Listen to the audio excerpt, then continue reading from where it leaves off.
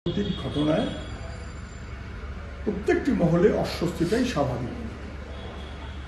মৌলবাদ যখন তার শক্তি বাড়ে বা বাড়ায় বা বাড়ানো হয় তখন বিপদ কিরকম হয় বাংলাদেশ থেকে বোঝা যাচ্ছে, জ্বলছে।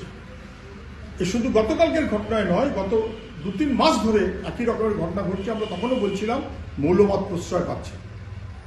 ভারতবর্ষে মৌলবাদ প্রশ্রয় পেলে কি হয়, ভারতবর্ষের মানুষ টের পাচ্ছেন। সরকার একেবারে রাম মন্দিরের পাশে গিয়ে দাঁড়িয়ে গেল, যেটা সরকারের কাজ নয়। তাতে একটা অংশের মানুষ শঙ্কিত হচ্ছে।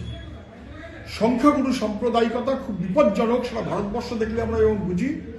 বাংলাদেশ দেখলে একই রকম ভাবে বোঝা যাচ্ছে সংখ্যাগুরু সাম্প্রদায়িকতা খুব বিপজ্জনক, মৌলবাদ খুব বিপজ্জনক।